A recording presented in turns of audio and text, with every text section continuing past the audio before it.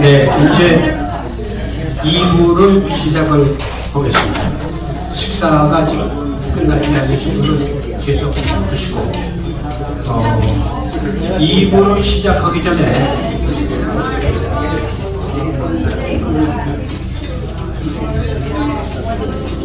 우리가 오늘 박성호 선생님께서 피아노를 연주를 했는데 박성호 선생님이 사무실에서 우리가 다 함께 고향의 복을 한번 상청을 우리는 모두 고향을 떠나와 우리가 그래서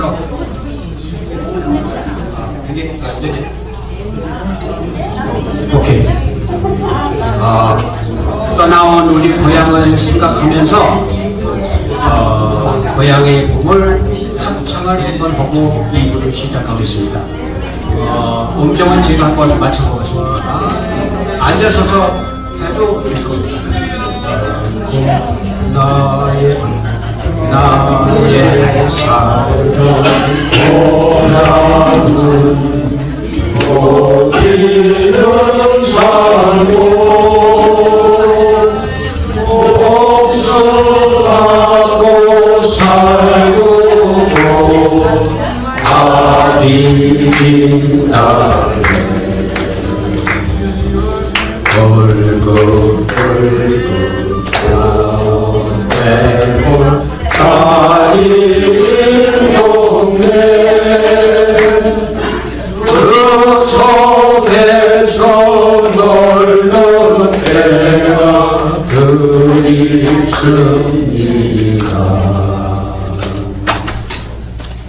2절은 잘 모르시네요. 그만합시다. 오케이. 그러면은 이제 2부를 시작하겠는데 시작하기 전에 우리 민족통신의 편집위원으로 계신 이종호 선생님께서 책에 지금 책 겉장이 있습니다. 발행했을 때 취지문이 있는데 그걸 좀 낭독을 해드리고 시작을 하겠습니다. 이종호 선생님.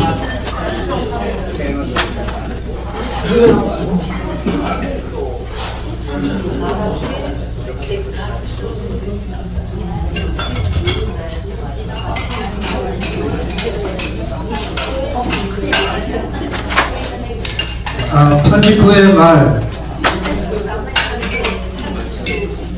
인터넷 신문 민족통신이 첫 고고성을 터뜨린 지도 15년 세월이 되어온다.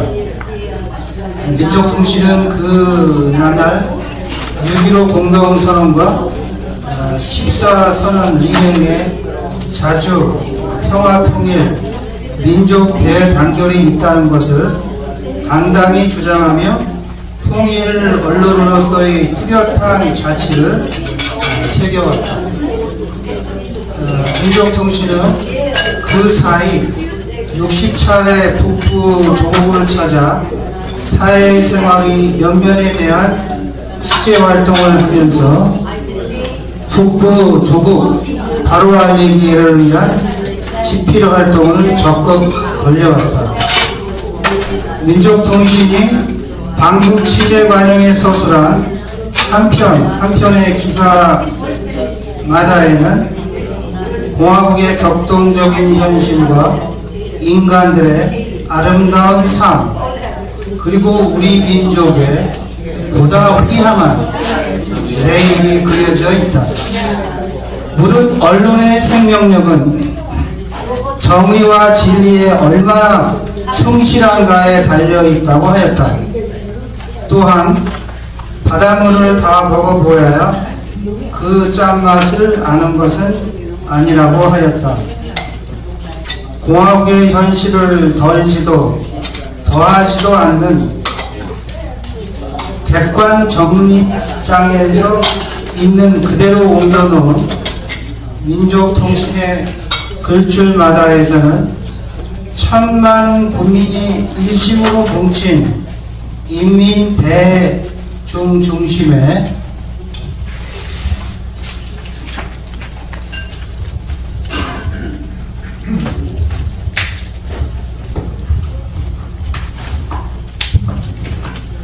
주체사회주의 사회의 본질적 면모를 비롯하여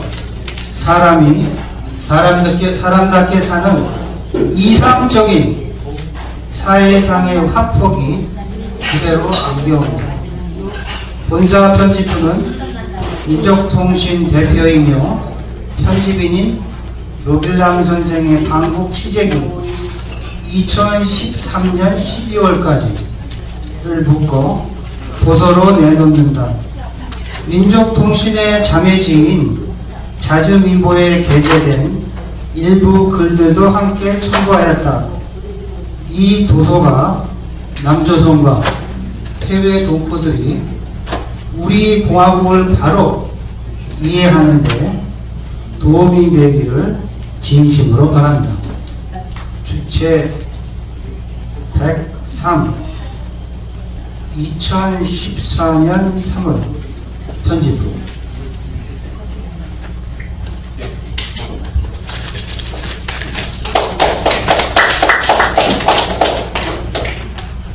평양출판사에서 책 발행 취지문을 우리 이종호 선생님께서 연도를 해주셨습니다. 고맙습니다.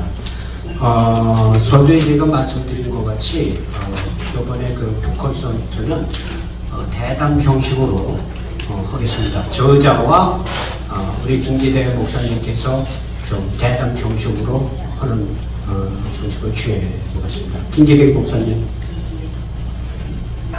근데 마이크가 이게 아니 하나가 더 있는데 응? 그리고 김기대 목사님 제가 부탁드릴 거는 여기 이제 저자한테 여쭤보시면서 여기 이제 끝난 다음에는 여기 오신 분들의 아마 그 질문이 있으실 것 같습니다. 그 질문까지 좀 추구를 해주셨으면 좋겠습니다. 근데 마이크 하나 더 있어. Nelson, can you take one extra microphone?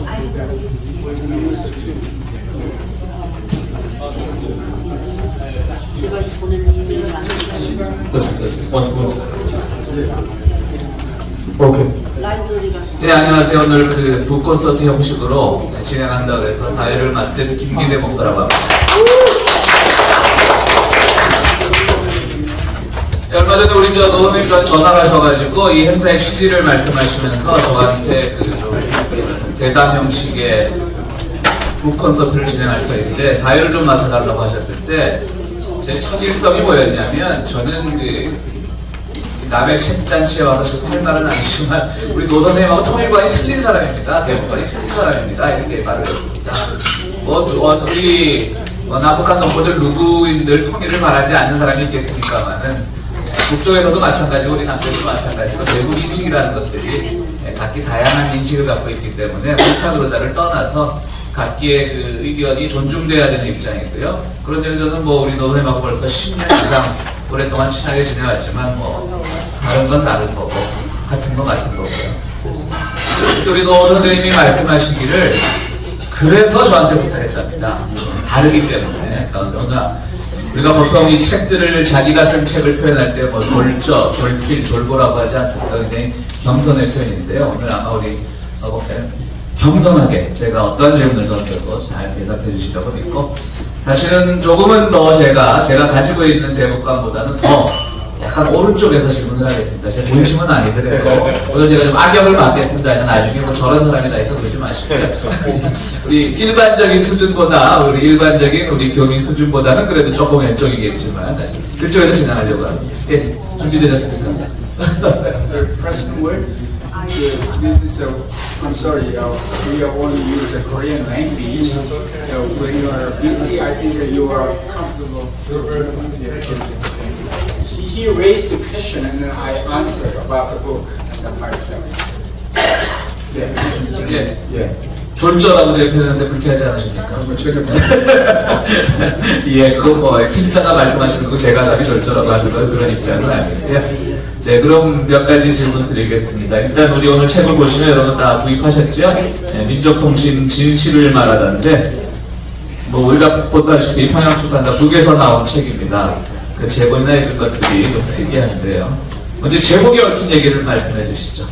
그 민족통신 진실을 말하다 하는 거는 사실 저는 다른 제목을 줬는데 그 평양출판사에서 의논을 하다 보니까 그 두세 가지를 놓고서 서로 이렇게 토론을 했어요. 어느 제목이 좋겠습니다. 근데 이건 사실 평양출판사에 있는 김인옥 박사라고 있는데 그분이 이 제목이 어떻습니까? 하는데 세 제목 중에서 그래서 괜찮겠다. 그러니까 왜 이 제목을 당신은 만들었는가 하니까 그분이 김인옥 교수라는 분이 김성대학 문학부를 나오신 분인데 너무 서방에 있는 언론하고 그 남쪽에 있는 언론 대부분 진보 언론 조금 빼놓고 대부분이 진실을 알리지 않는다는 거예요. 우리의 사실을 보태지도 빼지도 말고 그대로만 알려주면 되는데 전부 영어로 하면 디스토션, 그 왜곡된 거를 이렇게 알린다 이겁니다. 그래서 자기들이 민족통신 글을 쭉 이렇게 난 거를 보고서 이거는 우리를 위해서 쓴 것도 아니고 또 저쪽 반대편에서 쓴 것도 아니고 있는 그대로 썼다 하는 판단이 들어가서 민족통신 진실을 말하다 이렇게 제목을 해놨다고요. 그러니까 진실이라는 의미는 어떤 광의의 어떤 도덕적 가치의 진실이 아니라 우리 북의 실상을 있는 그대로 젠더의 팩트 있는 그대로 진실을 말했다라고 해서 책 제목을 이렇게 적고요. 저는 늘 우리 노선하고 안진이 말씀드렸듯이 벌써 15년 정도 된 것 같은데요. 늘 뭐 존경하고 또 애쓰시는 거 옆에서 봐왔는데 어떻게 하다가 이 어려운 통일운동의 길로 들어서고 또 이렇게 인터넷 신문까지도 유지하시는 게 쉬운 일이 저분들 박수 한번 좀 부탁드리겠습니다. 하시게 된 통일운동에 들어선 계기 또 인터넷 신문이 민족통신을 시작한 계기에 대해서 좀 말씀해 주시죠. 네, 간단히 말씀드리면 제가 73년에 미국을 왔는데 대학을 졸업하고 박정희 정부의 그 군사독재 시절 때문에 제가 20대였잖아요. 그러니까 너무 한국에서 비극적 시대 때문에 또 해가지고 다방에 가서 차를 타도 자꾸 옆을 보고 정보부 사람들이 있다고 그때 그 굉장히 그 20대 어린 나이에 너무나 답답했어요. 결국에 깜깜하고. 그래서 그때는 그래도 미국이 민주주의가 할 수 있는 그런 세상이다라는 걸 어렸을 때는 제가 잘 몰랐습니다. 미국의 실제에서. 그래서 미국을 상대로 유학을 했습니다. 미국에 유학을 오셨고요. 여기 와서는 그럼 어떻게 이제 처음부터 한번 제가 텍사스 주립대학에서 제가 2년 석사를 하고요. 도시 사회학을 하고 그 다음에 돌아가려고 하니까 박정희 정부가 아직 그대로 있잖아요. 그래서 박사학위를 신청을 했는데 제가 우리 처도 오고 애도 이제 낳기 때문에 도저히 이 밤낮 일을 해가지고는 박사학위 내가 캔디데이트로 들어갈 수가 없더라고요. 그래가지고 야 못할 사자 그리고 또 박사학위 받을 오라냐 따져서 이렇게 보니까 그래서 LA로 가자. LA로 오니까 후배가 한국일보에 있었어요. 유현수라고 칼 타고 왔습니다 쓴 그 후배가 있어요. 선배님 대학원 나온 사람이 우리 없는데 우리 같이 일합시다. 그래서 거기서 일하니까 한 3개월에서 5개월 만에 영주권이 나오더라고요. 그래가지고 그냥 영주권 받고 영주권 받고 저녁에 취재를 나갔는데 취재비를 안 주는 거예요. 그럼 가서 저녁 때 취재 가면 얻어먹어야 되잖아요. 상동에서 이런 거 회의하는데. 그래서 그거 싸우다가 때려쳤거든요. 우리 조재길 의원 모이시기 일찍 잘 되신 모양이네요. 스트릿 저널 때 얘기 좀 해주세요. 그거 때려치고 간 게 이제 74년 5년부터 78년까지 일하다가 중앙일보를 들어갔습니다. 중앙일보를 들어갔는데 중앙일보도 왜 때려쳤냐면은 79년 11.6이죠. 11.6에 기사를 썼어요. 그때 여기에 민주노 하는 사람들이 환희에 찼어요. 그래서 환희에 차고 그때 김상돈 선생 이런 분들이 막 데모하고 그걸 썼는데 심아무개 편집국 이건영 씨 그냥 심아무개 편집국장인데 내 기사를 슬그머니 이렇게 쓰레기통으로 들어가는 걸 이렇게 봤어요. 그래서 그걸 보고서 그 사람하고 싸움은 뭘 하겠어요. 그래서 서랍에서 이렇게 내려가지고 그 사표를 내면서 떠납니다 해가지고 정리해가지고 떠났습니다. 떠나고 그때부터 일하기 시작한 게 80년 광주가 일어났으니까 80년 광주 때 제가 인생이 변한 게 맥길 대학이라고 중국에서 카나다에 있는 맥길 대학에서 필름을 만들었는데 그때 우리 윤한봉 씨도 여기 있었고 참 우리 청년단체가 굉장히 활발했어요. 우리 이영훈 선생 어디 가셨나요? 굉장히 열심히 했는데 그때 그 영화를 보고서 제가 기독교 출신이거든요.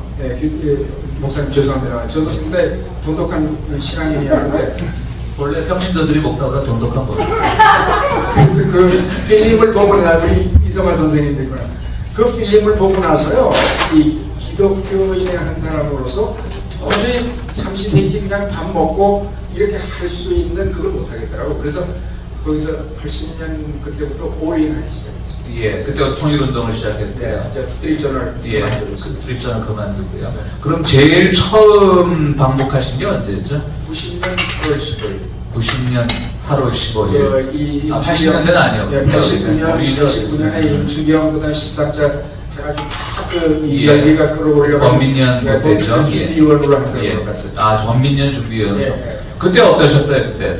첫 방북? 첫 방문을 했는데 네. 그때도 임수경이와 문익환 목사가 뿌려놓은 그 이 씨앗이 막 엄청나게 그 이 고조가 되더라고요. 저 북에 가니까 그 덕을 또 우리 90년 범민축대 같은 사람이 봤어요. 그래서 89년이 뜨거웠는데 나는 90년에 갔으니까 89년에는 내가 못 갔죠. 아마 갔었죠, 이성화 선생님. 그때 같은 분들 하나 뜨거웠었던 거예요. 근데 가니까 통일 열기는 뜨겁고 또 제가 조금 제 영향을 받을 때 그 김일성 하면은 우리 죽일 사람 아니에요. 도당 아니에요. 우리가 교육받은 사람. 근데 처음으로 갔는데 내가 임원으로 갔기 때문에 김일성 주석을 만날 수가 있었어요. 첫 방문 때 내가 다행히 네. 임원으로 처음으로 갔거든요. 네. 그래서 그 비행기 타고 어디 가는데 얘기를 안 하더라고. 딱 가는데 그 당시 주온천이라고 그래, 한경. 예. 근데 지금은 경성으로 바뀌었는데 거기 딱 얘기하고 있다. 남쪽에서는 황석영. 예, 황석영 씨도 같이 조인했어요. 그래서 우리 임원들이 딱 조인했는데 숲을 속을 딱 갔는데 바깥에 툭 나오고 그렇습니다. 그래서 그 악수를 이렇게 하고 식사를 같이 할 수 있었어요. 식사를 같이 하는데 느낌이 또 처음 뵙는 분이 아니고 한 10년, 20년 우리 외삼촌이 있잖아요. 그 할아버지. 그 여러 번 그 분위기가 이런 분인데도 느낌이 그러고 내가 잊지 못하는 게 썩은 감자 이거는 제가 차림새에서 요리사한테 주문했습니다. 이렇게 얘기를 하다는 거예요. 예. 그게 저한테 기억이 참 남아요. 그래서 그냥 막 때려잡고 막 쳐들어가고 이런 거 친구들은 아니고요. 하는 거 조금 느꼈습니다. 예, 처음부터 아주 굉장히 귀한 경험하셨네요. 예. 그럼 이제 본격적으로 우리 노 선생님 그동안 쭉 통일운동에 참여하게 된 계기 이런 것들 하셨는데요.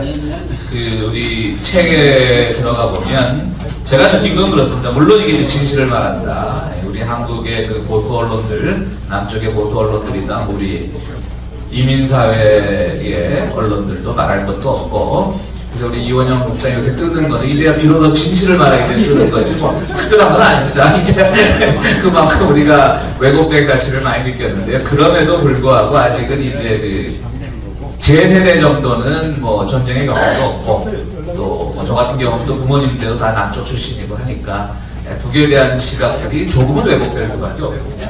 왜곡일 수도 있고 객관적으로 보는 것일 수도 있고요. 그래서 제가 이제 이 책을 보면서 느낀 거는 물론 이 책이 북쪽 사회를 그 왜곡된 시각을 바로잡기 주기 위해서 진실을 말한다고 했지만 뭐 인권이나 우리가 이런 문제들 즉 서구적 교육을 받은 우리들에게 있어서 아직 낯선 부분이 있다는 말씀이죠. 우리 저 객석 좀 조용히 해주시죠. 죄송합니다. 좀 조용히 좀 해주세요. 죄송합니다. 예. 그래서 일단 제일 우리가 문제가 되고 있는 것, 서구적 인권에서 봤을 때 개인의 자유나 선택의 자유, 가정의 자유라는 것들이 물론 인권도 보편의 개념은 아니라고 저는 생각을 합니다. 우리가 알고 있는 것은 서구적 교육을 받은 저희 세대가 알고 있는 인권의 개념은 개인의 표현의 자유, 선택의 자유 이런 것들인데 그런 입장에서 보면 어쨌든 북의 인권이 저는 제가 보기엔 문제가 있단 말이죠. 거기에 대해서 좀 더 객관적으로 진실을 말씀해 주실 것 같겠습니다. 뭐 객관적인지 진실일지는 모르겠는데 내가 짧은 그 소변으로 이번에 그 갔을 때 최고 재판소에 그 74살 되신 참사님이 48년을 법원에서 일을 했다고 해요. 그분하고 집중적으로 내가 인터뷰하면서 대화를 하는 게 인권 문제였습니다. 사실 인권 문제를 얘기를 하는데 제가 그분의 설명을 듣고서 그 전에 아리까리 하는 것이 좀 교통정리가 된 게 있다 이렇게 고백을 할 수가 있는데요. 인권의 개념에서 큰 테두리는 국권이라고 말할 수 있죠.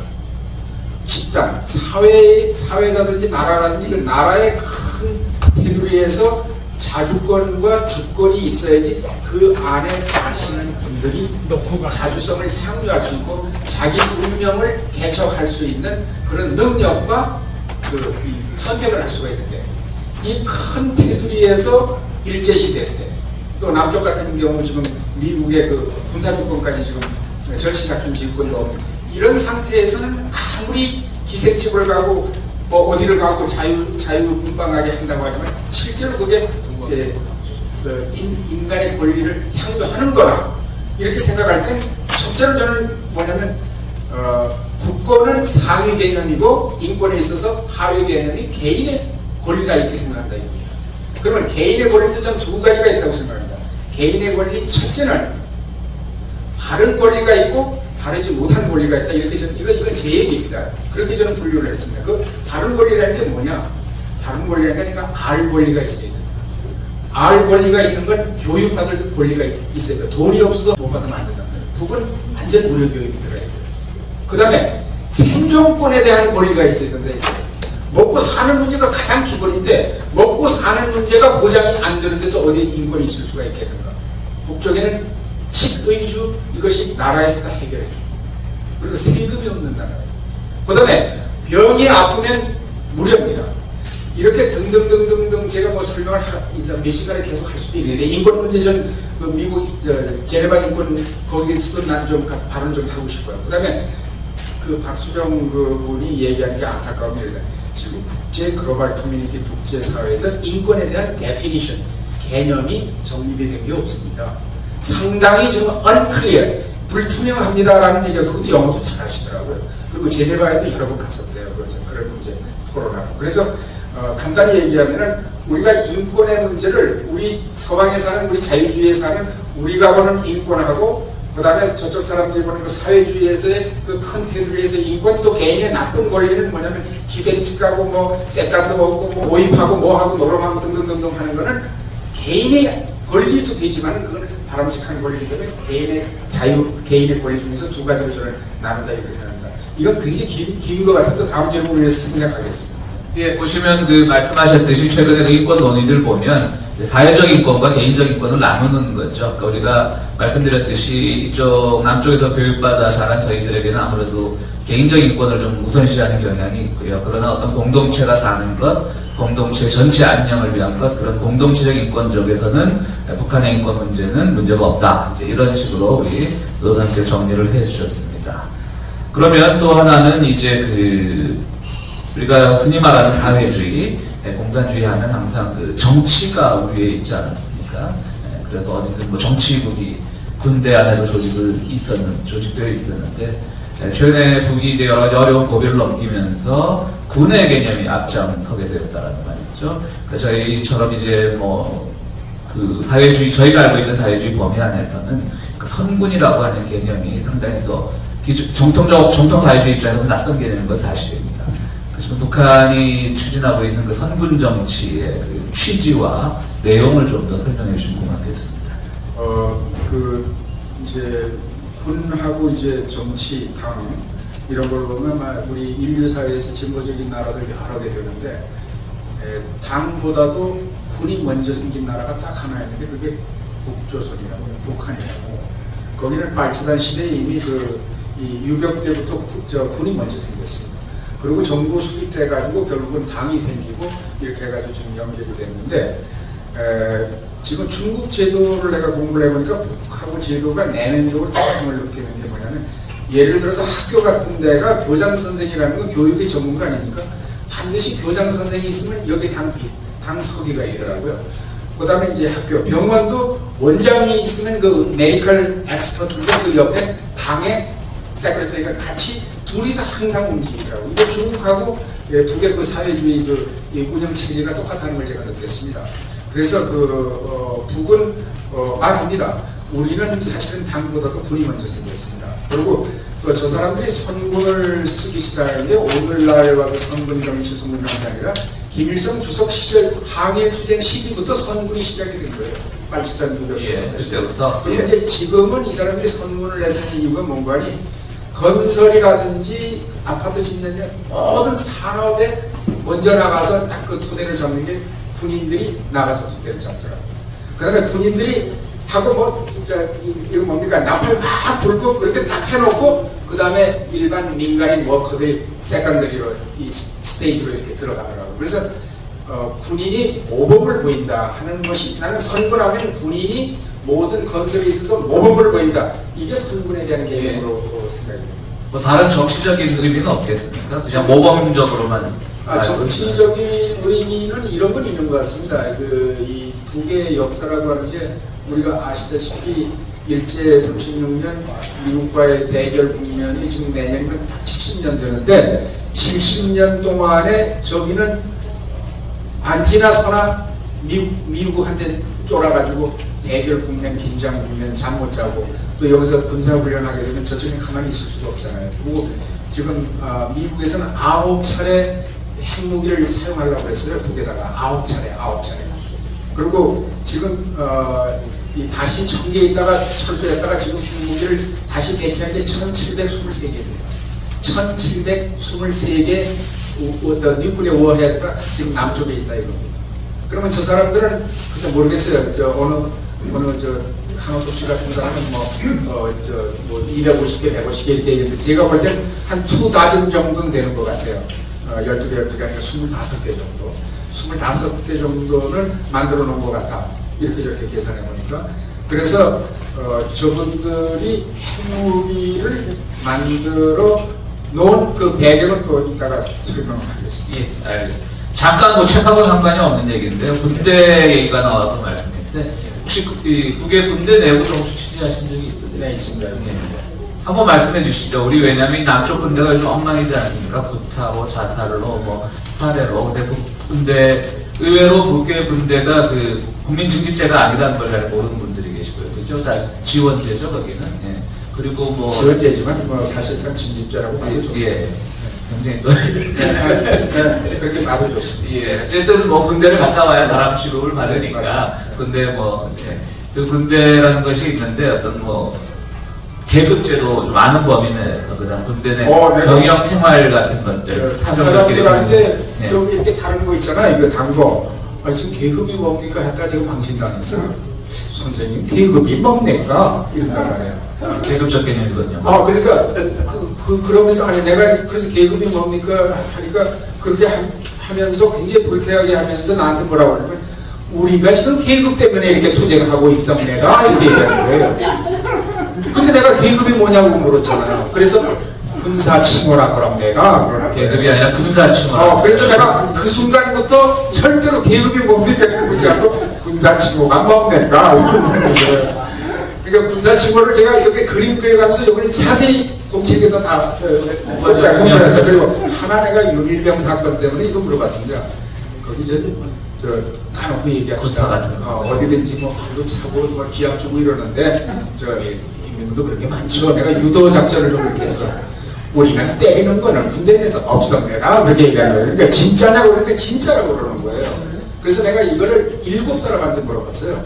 군인 2~3사람하고 5사람은 군에서 본부에서 제대한 사람.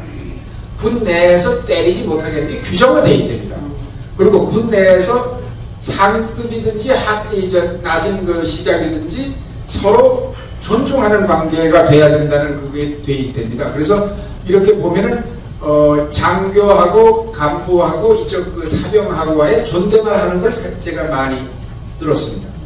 그리고 이제 거기도 그건 있다고 합니다. 뭐 이렇게 정신수양이라고 기합을 차기 때문에 가다가 집단도 그건 있답니다. 엎드려 대가지고 하나 둘 뭐 이런 거 있잖아요. 이런 정도는 있는데 이거는 있을 수가 없습니다. 그 다음에 내가 자살은 몇 명 있습니까? 내가 쓱 한번 물어봤어요. 자살 한 명도 없대요. 근데 이거는 믿어도 좋을지 안 믿어도 좋을지 모르는데 몇 사람 얘기는 자살이라는 걸 저 사람이 이상하게 생각해요. 와 자살합니까? 예. 그건 오히려 제가 더 믿을 수 있을 것 같아요. 어쨌든 남쪽의 군대라고 하는 것은 일본 제도를 그대로 물려받았기 때문에 그 일본 군대가 그 구타가 많았기 때문에 아직도 우리는 그 악습을 못 벗고 있는 거고요. 아마 북의 군대는 저는 정말 북쪽에서는 제가 우리 노선생보다 더 친북입니다. 북쪽 그런데 그렇습니까? 붙어 없을 거라고 믿습니다. 다른 예, 그런 뭐 아까 말씀해 주셨듯이 또 우리가 핵이라는 것들 왜 뭐 전 세계가 다 비핵화되고 평화되는 건 평화가 정착하는 건 좋겠지만 현실적으로 또 핵이라고 하는 것들이 강대국은 소유가 합법적으로 인정받고 신흥국들은 또 마치 악의 축인 것처럼 그런 이렇게 대접받는 상황에서 핵 문제에 대해서도 한번 좀 더 우리가 알아야 될 사실을 말씀해 주시죠. 사실은 북의 파운더, 북의 사회주의를 만든 김일성 주석은 처음서부터 한반도, 조선반도 비핵화가 지침이었어요. 저 한반도 평화. 그리고 한반도뿐만 아니라 세계 비핵화를 쭉 하나의 연골 외듯이 정책으로 쭉 내려왔었는데, 아시다시피 2000 몇 년입니까? 94년 제네바 협정도 그 이후에 수술하면서 병수를 지어준다고 이런 과정에서 그대로 뭐 해가지고 북에서는 미국하고 좀 잘해보려고 해서 믿어보려고 이렇게 했는데, 미국은 결국은 이 고립 압살 정책으로 이렇게 하면서 아까 702 핵전쟁 쏘는 시나리오 707 작품 5028, 5030, 50 해가지고 상당히 많아요. 예. 그 나도 다 메모한 게 있는데, 그건 뭐냐면 북을 핵전쟁을 이렇게 해가지고 전부 말살시키고 지도부를 다 이제 뺏어가지고 이렇게 하는 작전이 이렇게 들어있어요. 그 내용들에 보면은. 그러니까 이거를 구체적으로 알고 팀스프릿 할 때도 그렇게 하지 말고 우리 노멀라이제이션 하자는데, 뭐 클린턴도 잘 하다가 거의 다 됐잖아요. 알브라이트 아까 미국이 그분도 그 얘기도 했지만, 그렇게 해서 하고, 그러니까 속고 너무 속어가지고, 그러니까 이거 100년도 더 미국한테 질질 끌려다니니까 악의 축이다. 액세스 오브 이블 아까 저분도 얘기를 했는데 악의 축이다. 그리고 이제 미국에서 사실은 북을 침략할 수 있는 구체적인 시나리오가 저 사람들이 정보를 했어요. 안 되겠다 해가지고 만든 것이 1차 핵실험, 2차 핵실험, 3차 핵실험 해가지고 지금은 ICBM, 인터밸리스틱 컨티넨탈 미국까지 날아오는 거, 대륙간 탄도 미사일이 이제는 백악관까지 날아가는 걸 개발한 거예요. 그 다음에 공중탄 올라가는 EMP라는 걸로 해가지고 전부 기계를 작동하는 걸 스톱시켜가지고 깜짝 못하게 하고 승리하는 이런 것까지 개발했기 때문에 이제는 이 미국이 침략할 수 없는 이런 보호를 만들었다 이렇게 보여요. 이제 그 자유의 수단이라는 말씀이신 거죠? 그렇죠. 자유가 할 수 없이, 그러니까 어떻게 보면은 부시가 만드는 걸 기회를 준 거라는 말씀이죠. 그렇게 좀 볼 수 있습니다. 또 이제 가장 우리가 북 사회를 이해하려고 노력할 때 또 그 나라의 권력 승계 과정에 대해서 또 많은 분들이 비판하고 있는 게 사실인데, 사실은 뭐 저는 개인적으로는 그 부분은 충분히 이해할 수 있습니다. 뭐 제가 이해하는 굉장히 나이브한 입장에서 이해하는 건데요. 전 세계가 뭐 북한을 그렇게 공격을 하는데 그 안에서 언제 한가롭게 새로운 지도자를 뽑고 거의 말하는 서구식 절차적 민주주의를 행하겠느냐, 저는 그 점에서 이제 제 나름대로 이해하고 있는 부분인데요. 그 이외에 우리가 소위 말하는 북한의 세습이라고 하는 것들을 어떻게 이해하고 어떻게 바라봐야 되는지 너는 좀 솔직하게 말씀해 주시면 고맙겠습니다. 네, 뭐 솔직하는 난 처음부터 끝까지 솔직하고 진실만을 말하시는 뭐 사회주의라고 막시즘도 이렇게 읽어보면 그 안에 공산주의로 가기 전에 독재라는 걸 기정사실화하더라고요. 프롤레타리아 독재죠. 그러니까 프롤레타리아 독재. 앞에 뭐가 붙든지 간에 딕테이터라는 딕테이터라는 얘기하네. 네, 이제 그런 개념에서는 우리 서방의 잣대로 볼 때는 독재는 독재라고 볼 수가 있겠습니다. 근데 그 독재 내용을 우리가 어떻게 봐야 되겠느냐 했을 때는 우리 김상현 교수님 아까 이따가 가시는데 그분이 참 이 설명을 잘 하셨어요. 세습이다 뭐다 이렇게 하는 걸 그분이 글 중에 이렇게 쓰시는 글이 있어요. 북은 세습이 아니라 혁명의 계승이다 이렇게 쓰셨네요. 그게 아주 마음에 다 다가오고, 혁명의 계승이라는 건 뭐냐면은 갑이 정치를 하든 네가 정치를 하든 그 나라의 자주성을 실현하기 위해서, 그러니까 뭐 혁명이라는 게 자주성, 주권을 찾기 위해서 제국주의 탄압에서 해방하기 위해서 노력하는 거를 나는 그 혁명이라고 보는데 그 자주성을 실현하는 과정에서 가장 첫째가 김일성 주석이었고 그 다음에 김일성 주석에서 김정일 국방위원장으로 넘어간 그 과정의 내부적인 토론은 내가 참석을 안 해서 모르겠지만 이런 게 아니겠는가 제가 생각하는 게 뭐냐면 그래도 선대 지도자의 정책을 가장 가슴에 안고 잘 그 선대 지도자가 했던 걸 받아안고 그대로 유지할 수 있는 거는 그래도 혈족이 아니겠느냐. 그래서 그런지 북쪽의 그 문건을 읽으면 백두혈통이라는 얘기를 많이 씁니다. 백두혈통, 백두산의 혈통이다 이거죠. 그래서 아마 그 김정일 국방위원장이 됐고 그다음에 김정일 국방위원장 된 건데 자식들 여러 가지 있잖아요. 김병남이도 있고 김정철이도 있고 김정은이도 있고 이렇게 있는데 그런데 어떻게 왜 하필이면 김정은인가 이거 한번 생각을 해봤어요. 왜 하필이면 그러면 그 정기풍 교수하고 내가 정책 교수하고 몇 번 이렇게 얘기하는데 노 선생님도 그런 질문 하니까 그러는데 내가 아직 여기 살아보지 않기 때문에 내가 너무 무식한 게 많습니다. 그러니까 인민들이 좋아해서 뽑는다는 거예요. 근데 난 그게 인민들이 좋다라는 게 이게 무슨 얘기인지 몰랐는데 이런 거 같아요. 나중에 알아보니까 자식들이 있고 당원들이 있고 좋은 일꾼들이 있어도 그 직장에서 정철이, 정남이, 정원이, 여정이 이렇게 쭉쭉 있으면 그 유치원에서부터 가해 행동 반경 같은 거, 품성, 친구들과의 관계 이런 걸 개인이 다니는 거기에 쭉 기록이 올라가는 모양이에요. 근데 여기 형제들도 많고 사촌들도 많고 또 당원들도 많은데 그 중에서 가장 나이 불문하고서 이 사람이 그 다음에 선대 혁명을 이어받을 수 있는 적격자다 하는 것이 내부적으로 토론돼가지고 올려가지고 통과시키는 게 아니겠는가 저는 이렇게 생각했습니다. 그러니까 이 세습이라는 용어보다는 앞으로 혁명의 계승이라는 용어들을 써주시고 거기에 제가 한 가지 만약에 미국하고 국교 정상화가 되고 그렇게 되면 전 긴장이 없어지잖아요. 그러면 제가 그때부터는 박범주가 지금 총리 아닙니까? 북의 박범주가 총리인데 그런 분들이 수상이 되지 않겠나. 예를 들어서 그러니까 지금은 내가 볼 때는 아직 미국하고 그 전쟁 시기들의 과도기이기 때문에 그 과도기가 지나서 미국하고 노멀라이제이션 돼서 이렇게 할 때는 김정은이가 아니라 노정은이가 되든지 새로운 정치 그렇죠. 체제가 등장할 때 있다는 그런 그 체제가 되고 그 다음에 거. 내가 또 하나 거기 가서 발견한 게 뭐냐면 전에는 그 장성택이 관련해서 전에는 군하고 당이 외교도 잡고 무역도 잡고 다 잡았어요. 그게 근감 한 2, 3년에 와가지고 당하고 군이 무역이나 잡던 걸 전부 내각으로 옮겼습니다.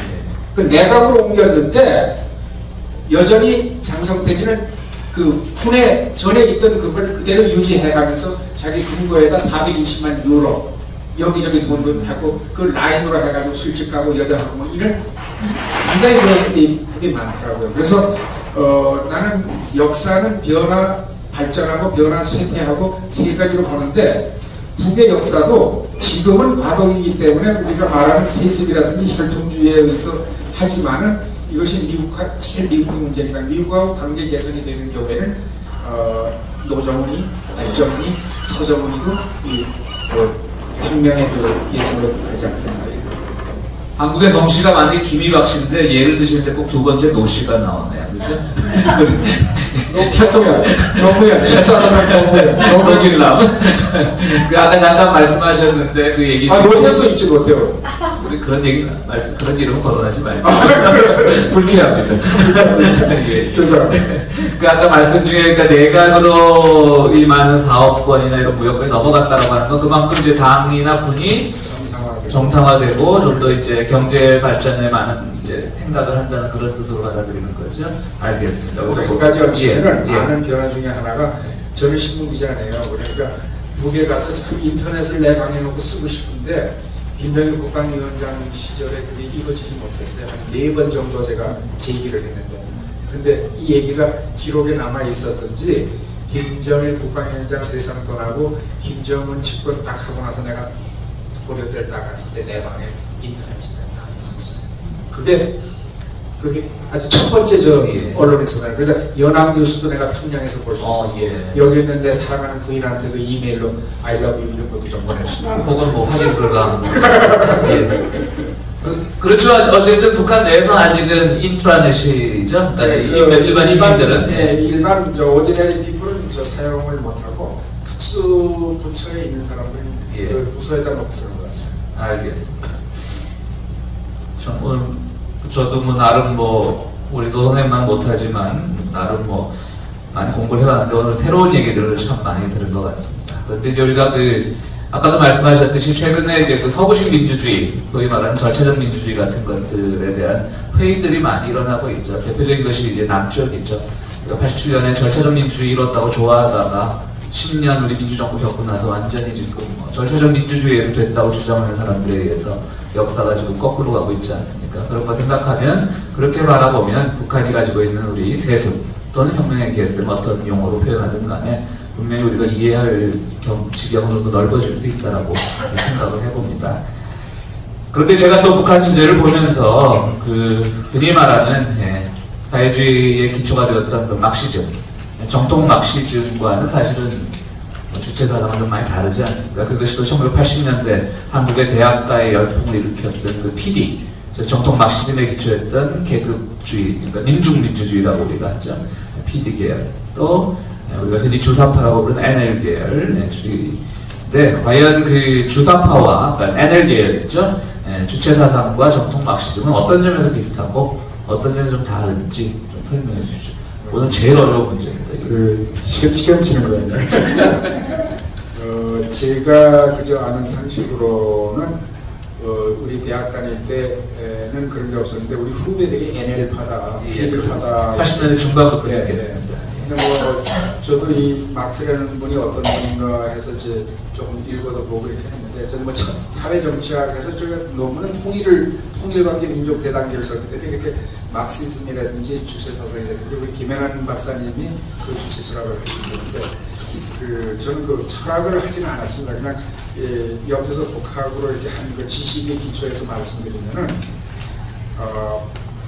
주체 철학은 그 바탕이 이미 막스에서 시원의 문제를 해결하는 그 유물사관을 깔고 있다는 건데, 그런 거는 이미 깔고 있다고 하는 거. 그리고 이제 큰 차이점이라고 해서 쉽게 표현한다면, 막스의 그 자본론, 경제 비판론 다음에 자본론 썼지 않습니까? 그 자본론도 보면은 일본, 이권, 삼권, 자본인데 일본만 쓰고 돌아가셨잖아요. 그러니까 이권, 삼권, 나눠 이렇게 해서 앵겔스도 나중에 이렇게 쓰게 돼가지고 있는데, 막시즘이라고 하는 것도 저는 존경합니다. 왜냐하면 그 자체 때문에 유신론에서 유물사관으로 바뀌었기 때문에 과학으로, 미안합니다. 목사님 그러시는데, 과학으로 이제 좌파 목사입니다. 과학으로 바뀌었다는 의미에서는 참 이 막시즘이 우리 인류 역사에서 큰 기여를 했다는 거, 그런 점에 이제 전 높이 평가를 하면서, 그 다음에 주체 철학을 좀 이렇게 들어보니까 막시즘하고 차이점을 발견하는데, 이제 그 차이점이 뭔가, 제가 만든 차이점은 그 막시즘에서는 정반합 변주법이라든지 이런 걸로 해가지고 자본주의는 망한다. 종북에 가서는. 근데 이쪽 주체 철학에서는 자본주의를 망한다라는 얘기를 안 쓴단 말이에요. 그 다음에 또 유럽의 막시스트 보면은 종교는 뭐 아편이다 이렇게 하는데, 북에서는 절대로 종교는 아편이다라는 말을 절대 안 씁니다.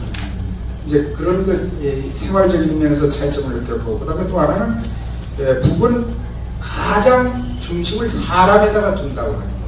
그 사람의 정신적인 것을 기초로 놓고 이것을 발扬하지 않으면은 아무것도 할 수 없다. 이 정신적인 게 사람의 물질에서 나오는 정신이겠죠. 이것을 굉장히 소중하게 여기고, 그 중에서 핵심적인 거는 이 자주성, 의식성, 창조성. 자주의식, 창조. 그래서 사람의 본질은 뭔가 했을 때 사람은 자주성, 의식성, 창조성, 의식성, 역사성을 말하는 거겠죠. 그런 세 가지 속성을 가지고 있다. 이걸 지속적으로 발扬을 해야 된다는 거. 근데 이제 우리가 아시다시피 막시즘의 그 나라가 소련인데, 소련이 결국은 붕괴가 됐지 않습니까? 막시즘을 갖다가 이렇게 도입을 해가지고 가지고 오는 뭐가 다 해결이 될 줄 알았는데, 이게 해결이 안 됐지 않습니까? 북은 그걸 이미 일찍이 깨달은 거죠. 그래서 주체철학에서 얘기하는 것은 무엇을 얘기하느냐 하면은, 자연이 사회운동은 자연히 바뀌는 것이 아니라 기다리 사상의 시점을 고양시킴으로써 바뀐다. 그 주체로 바뀌어야 된다는 거죠. 그럼 사회 무브먼트에서 주체는 누굽니까? 인민들 아니겠어요? 그래서 북에서는 지도자나 이 간부들이 골머리가 때려서 고민이 되면 농촌이면 농촌 농부들한 대로 간단 말이에요. 그다음에 어떤 사람이 음악 악보를 가지고 이제 이렇게 찾아왔어. 조성년 이거 음악 이 음악 어떻습니까? 가수 농민들한테 물어보라. 인민들이 좋아하면 그것이 좋은 음악이라는 거예요. 책도 그렇고 문학도 그렇고.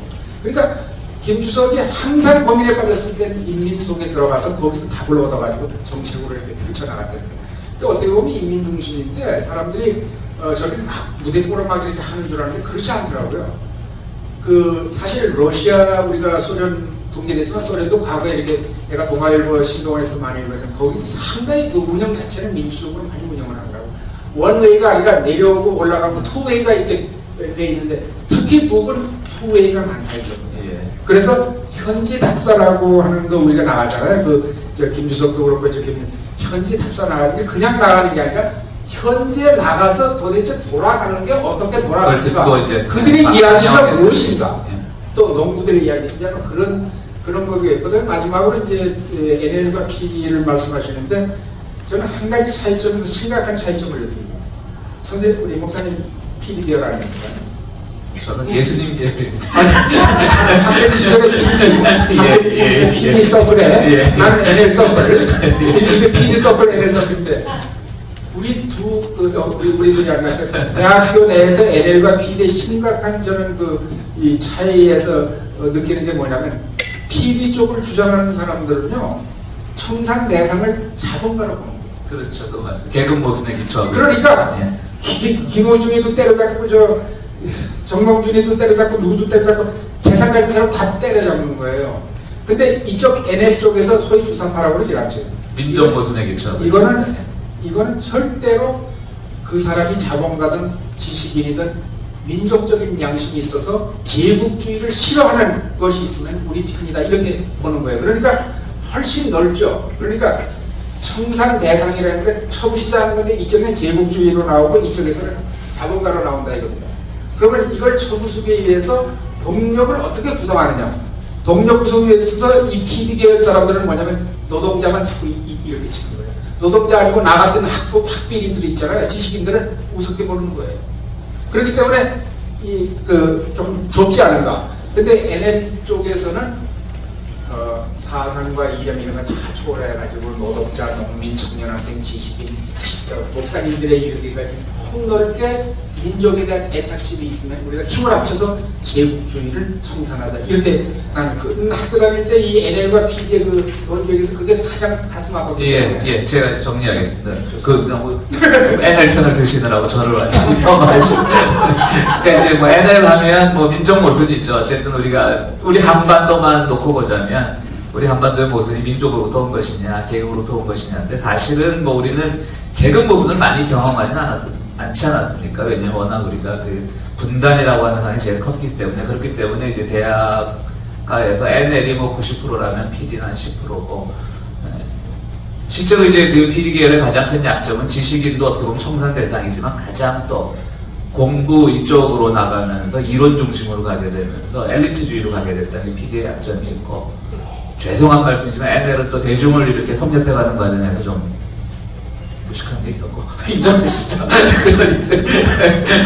그런 게 있습니다. 어쨌든 주체사상과 정통 막시즘의 차이는 말씀하셨듯이 기본적으로는 역사 유물론의 바탕을 깔고 있지만 그러나 이 역사적 유물론, 변증법적 유물론이 놓치고 있었던 인간의 문제, 품성의 문제, 또 민족이라고 하는 공동체의 문제를 더 애드한 것이, 더 첨가한 것이 우리 주체사상이다 이렇게 정리를 해주셨습니다.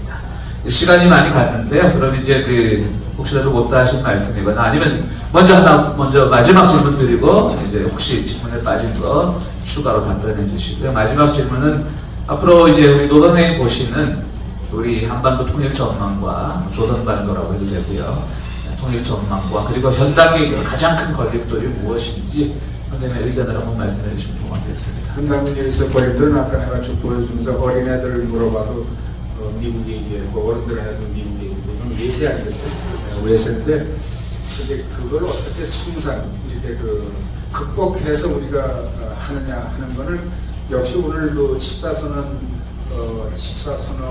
그다음에 우리 김대중 대통령과 김대중 그 6.15 선언 이 두 가지가 이 시대에서는 가장 숏컷이고 첩경이고 유일한 길이다라고까지 이게 얘기할 수 있지 않느냐. 예. 그것만 하면은 이미 그리고 저는 지금 통일 문제 아까 어떤 분들하고 얘기했지만 저는 통일이 이미 시작이 됐다고 보거든요. 언제 시작이 되냐면 2000년 6월 15일부터 통일이 시작이 되고 그다음에 통일이 그러니까 여기 계신 분들 중에서 통일하면 한 나라, 한 민족, 한 제도 이렇게 생각하시는 분인데 그건 도저히 안 됩니다. 전쟁밖에 안 되거든요.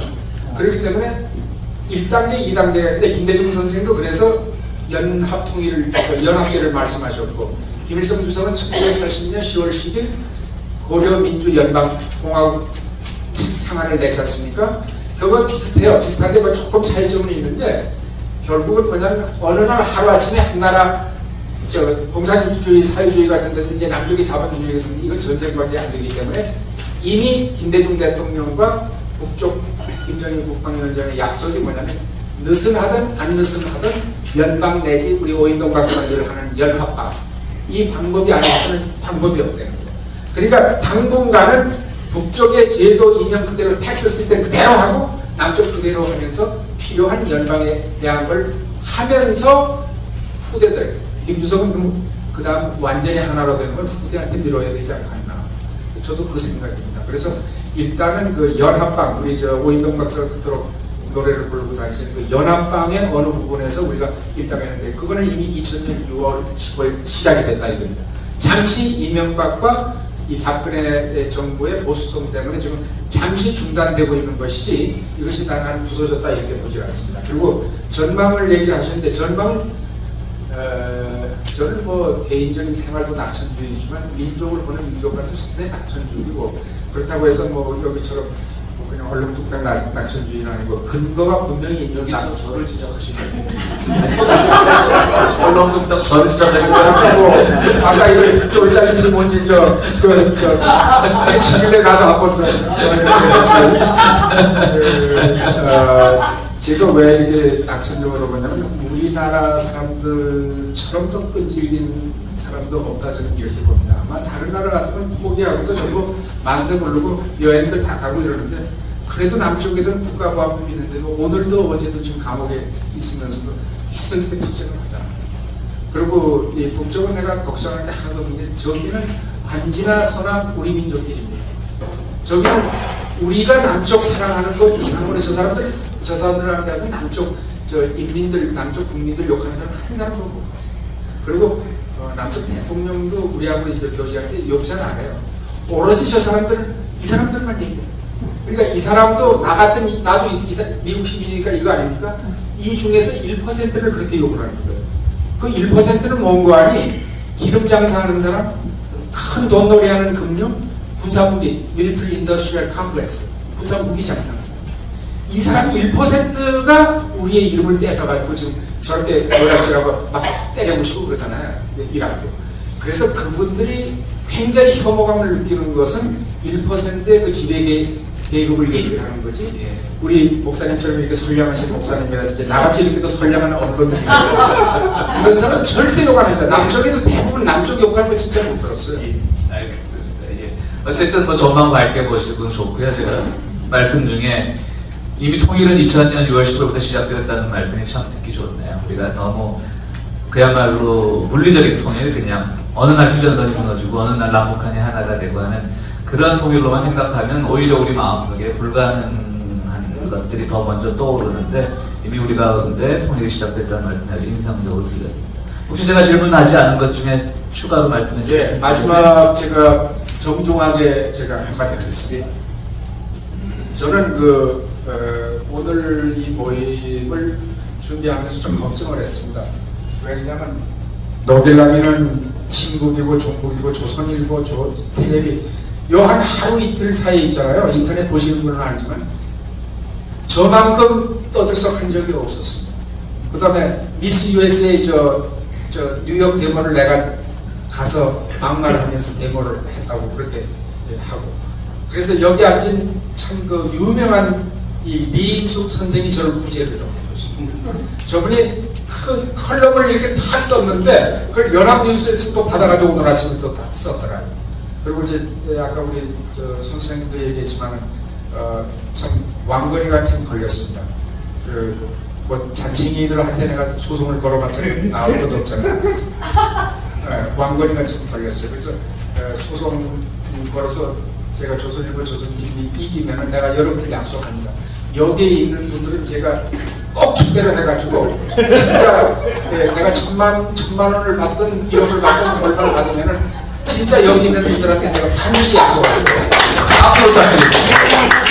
그리고 이제 마지막으로 이제 제가 좀 부탁의 말씀. 스테이크 다시 아, 스테이크도 저거 아니 무조건 원하는 거 다 같이 쳤어. 그러니까 안 됩니다. 그다음에 제가 이제 부탁하시고 싶은 거는 아까 뭐 얘네들도 이렇게 얘기했지만 우리가 이 방해 세력이라든지 사실 이 미국 우리 주민들도 보니까요 선거 결과가 나온 게 나는 여기 보수가 하도 방송도 세고 신문이 전부 보수라서 그런지 중앙일보 빼놓고는 그런지 하여튼 전부 여기 투표가 전부 새누리당으로 가는 줄 알았거든요. 근데 투표 결과가 우리가 이겼어요. 우리 민주파가 이겼어요. 그래가지고 박원순 시장이 여기 와서 인터뷰를 하는데 최영호 씨가 이렇게 당했지. 제가 이 얘기를 왜 얘기하는 거 아니? 제가 41년 산 사람인데 저를 방하는 사람들이 많지만 얼마나 제가 중상과 모략으로 살았는지 모릅니다. 그리고 저는 기독교 장로를 거쳤지만 정말 남과 북을 똑같이 사랑하고 남과 북이 하나의 조국으로 생각하거든요. 그래서 우리가 여기서 이루어지기 전에 서로들 이 마음 결심을 하게 되면 통일을 앞당겨주는 게 뭐냐. 색깔에 우리가 넘어가지 말자. 색깔. 빨갱이, 간첩 이렇게 해가지고 이 매도하는 이러한 보수 세계에 바람에 우리가 넘어가지 않고 또 우리 어느 선생님이 뭘 한다고 그러면 우리가 같이 가서 상부상조 해주고 이것이 여기서 하나 둘 이렇게 늘어나게 되면은 우리가 통일을 앞당기는데 굉장히 큰 역할을 하시지 않는가. 그래서 박수 부탁드립니다. 혹시 우리 모든 게 질문 있으시면 한 3분 정도만 질문 받도록 하겠습니다. 시간이 많이 갔거든요. 질문해 주시기 바랍니다. 아무 얘기도 하십시오. 왜 질문이 없죠?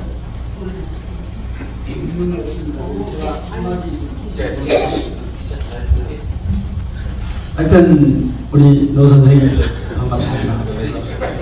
지금 이 시대는 우리가 빨갛고 하얀 걸 논할 때가 아닙니다.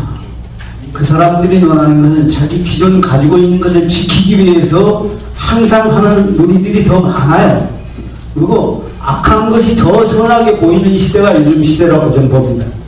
그렇기 때문에 우리는 굳건히 칼라에 빨간 거다 하는 거다 보는 것은 생맥들의 생맥. 그런 사람들의 말에 연연하지 마시고 여러분들이 길이 열렸으니까 길의 소리에서 길을 모아가지고 다 같이 나갈 수 있는 일당백이 될 수 있는 천당백이 되어야 될 것 같습니다. 앞으로 열심히들 해서 우리 노 선생님이 하는 일이 우리들의 전체들이 일이고 우리 백성들이 다 잘 살아야 되는 일이라고 생각합니다. 그러면서 한번 더욱더 우리가 게을렀던 마음을 힘차게 나가는 날이 되기를 바라면서 축하를 드립니다. 선생님은 불교 여기 목사님이시고 불교도 거기 회장님도 하시고. 목사님 나오시죠. 마이크 거기 가시면 큰 목소리로. 아까 이원영 선생님께서 슬라이드 보여주시면서 스포츠 게임에서 끝나면서 재미된 거 얘기해 주셨잖아요. 좋은데 최근에 떠도는 뉴스가 끝나고 난 다음에 북한 대표하고 남한 대표하고 만난 거 나오면서 그런 얘기 있었잖아요. 그 뉴스가 있고 정말 통일 진행도 되는 것 같은데 거기에 혹시 아시면 정말 김정은이 어떻게 되고 북한 고위층이 아시안 게임 북한 고위층이 아시안 게임 폐막식에 맞춰왔는데 거기에 대해서 좀 아시는 부분이 있는지 우리보다 다 더 잘 알 것 같으시죠? 간단히 얘기하면 이제 어제 10시 10분에 도착해가지고 저녁 10시 10분에 가서 딱 12시간을 이렇게 있었는데 그분이 총리, 남쪽의 총리, 그 다음에 청와대 실장급들, 그 다음에 국정원 실장급들, 그 다음에 여야, 그러니까 새누리당, 민주당은 다 만났어요. 그 짧은 시간에 다 만나고 갈 때 결론이 뭔고 하니 제2차 고위급 회담을 하자. 그래서 날짜까지 남쪽에도 던져주고 갔어요. 10월 말이나 11월 초 이렇게 해서 진행하자. 그래서 사실은 지금까지 남북관계가 굉장히 경색되어 있었지 않습니까? 그래서 저분들이 결국은 아주 그 김정은 그 위원장, 제1위원장 때문에 아주 고위급 아닙니까? 그 세 사람이. 그런 분들이 나와서 결국은 결실을 맺고 갔기 때문에 아마 금년 이달 말이나 내달 초에 그런 움직임이 계속되지 않았나. 그럼 왜 이렇게 급하게 했는가? 이건 내 지금부터 제 개인 생각자가는 뜸을 들여가지고 이렇게 하게 되면 한쪽 사람들이 미국 사람들하고 의논을 하잖아요. 그러니까 짜가지고 오니까 지난번에도 판문점에서 저 회의를 하는데 오전에 잘 나가다가 무슨 전화를 받고 오후에 확 틀어지더라고요. 지난번 지켜봤어요. 아시안게임 응원단 파견. 그래서 아마 그런 것도 있고 서로 남쪽은 남쪽도 이번에 잘한 것 같습니다. 저분들이 왔을 때 냉랭하게 대할 수도 있는데 오찬도 열어주고 이 각계작전을 이렇게 만나는 것도 다 응해주고 서로 이제 탐색전이라고도 볼 수 있는데 그래도 지금까지 보던 남쪽의 그 높은 사람들의 자세보다는 이번에 상당히 유연했다는 거. 이런 면에서 결국은 북쪽 사람들도 응원하는 모습이라든지 또 남쪽이 잘했잖아요. 그리고 또 재미있는 게 남남 국녀가 축구를 통해서 증명이 됐지 않습니까? 축구는 남자가 이기고 또 여자는 또 여자 축구는 북쪽에서 이기고 그래서 남남 국녀가 돼가지고 이게 궁합이 맞았던 것 같습니다. 그래서 전 뭐 전쟁이 이런 건 역학은 잘 안 했습니다만 이렇게 느낌이 아주 싸늘했던 이런 그 남북 경색 바람이 얼음이 이렇게 얼었던 것이 풀리는 징조가 아닌가 이렇게 생각이 듭니다. 예, 마지막 한 번만 질문 넣고 끝내도록 하겠습니다. 없는 것 같습니다. 예. 대단히 감사합니다. 예, 그걸로 하시면 큰 박수 부탁드리겠습니다.